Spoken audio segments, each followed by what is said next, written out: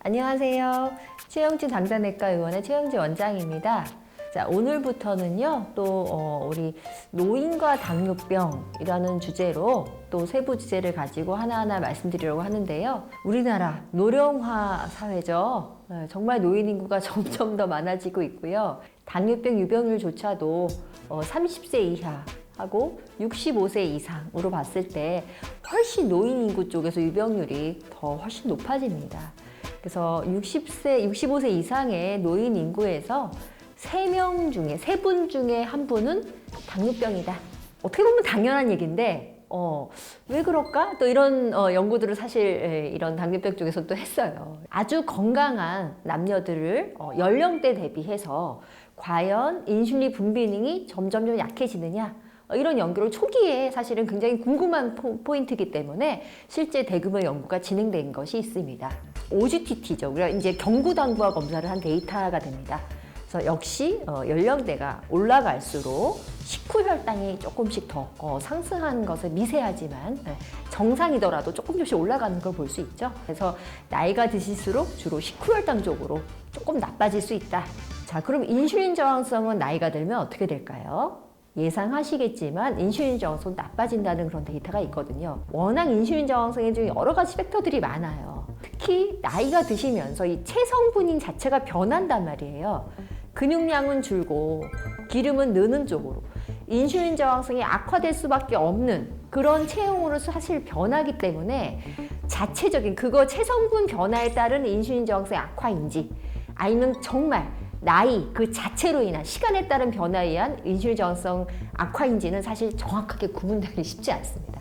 하지만 전반적인 노령 인구에서 이런 체성분 분석상으로 봤을 때도 그런 체형 변화가 나빠지고 그런 것 때문에 역시 인슐린 저항성이 유발된다는 것은 어떻게 보면 당연한 얘기겠죠. 특히 췌장에 여러 가지 노화가 되면서 여러 가지 이런 노폐물 이런 게 좀 쌓이면서 인슐린 분비에 좀 영향을 줄 것이다. 그리고 역시 인슐린 저항성도 근육이 빠지고 기름이 많아지면서 인슐린 저항성이 나빠질 것이다. 이런 근거하에 노인이 되면은 혈당이 다소 올라갈 수 있다.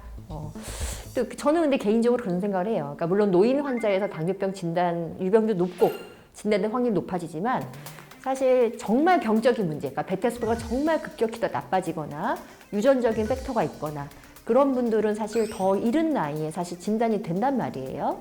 그리고 또 반대로 환경적 요인이 막 나빠진 경우, 너무너무 비만 관리를 못 하셔가지고 너무너무 뚱뚱해진 경우라던가 아니면 정말 관리를 못해서 근육이 너무 빠져서 좀 더 악화된 그런 나쁜 환경적 요인에 겹쳤을 때는 꼭 노인 나이가 되기 전에라도 얼마든지 당뇨로 발전할 수 있는 거거든요.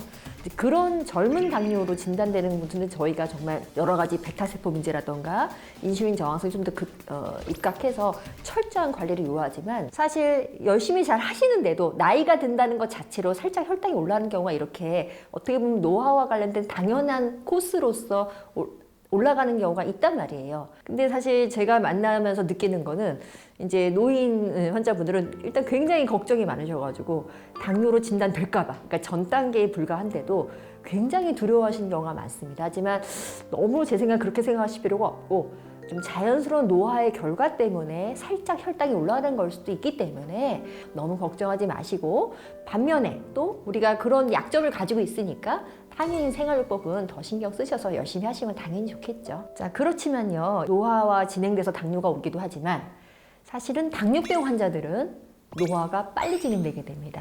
실제 연구 결과도 있어요. 그래서 이런 여러 가지 대규모 한 4,000명 이상의 이런 연구를 봐도 당뇨를 가진 군과 그렇지 않은 군을 상호 대조군 비교를 했을 때 이런 여러 가지 합병증, 뭐 이런 혈관 질환 아니면 뇌 질환, 여러 가지 노인병성 그런 여러 가지 질환의 유병률이 2배 이상, 뭐 3배 이상 이렇게 높았다. 결국은 노화로 빨리 진행되는 거죠. 이런 얘기를 실제 많이 하고 있고요. 그러면 당뇨병이 왜 노화를 가속화시킬까? 이것도 여러 가지 얘기를 많이 하고 있어요. 일단 기본적으로 당뇨는 혈관을 타고 합병증을 가지고 오죠. 미세혈관뿐 아니라 거대혈관. 그래서 온몸에 혈관이 안 가는 데가 있을까요? 그러니까 온몸에 혈관을 타고 합병증이 자꾸 쌓이다 보니까 당연히 노화와 관련이 되죠. 그래서 노인성 여러 가지 혈관성 질환에 대한 유병률을 높이게 됩니다. 자, 두 번째는 고혈당이 오래 지속되면서 노출되는 이런 고혈당성 노폐물이라고 해야 될까요? 이게 AGE라는 게 있는데 이런 고혈당 물질들이 쌓이게 돼 있습니다.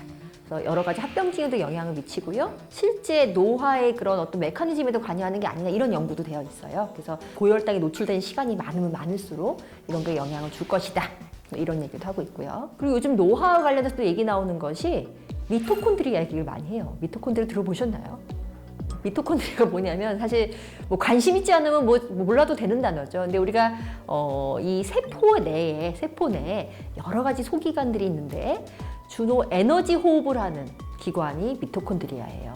그러니까 결국 여기서 빵빵하게 에너지를 잘 소비하고 잘 활력이 돼 있을수록 이런 활성산소도 안 일어나고 다 노폐물도 제거가 되고 에너지 효율도 높아지는 건데 이게 이제 당뇨병에서는 사실은 기본적으로 이런 미토콘드리아 저하 얘기를 하거든요. 원인 중에도.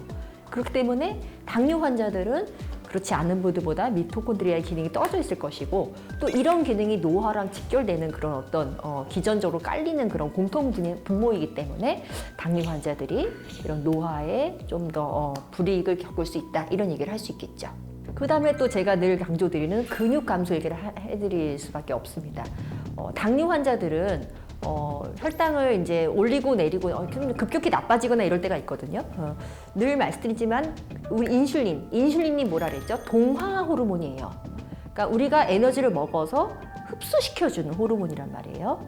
근데 인슐린이 상대적으로 갑자기 모자르든 아니면 인슐린 저항성 때문에 인슐린 제대로 작동을 안 하든 아무튼 제대로 에너지 흡수가 되지 않는 상태가 당뇨 상태, 고혈당 상태란 말이죠.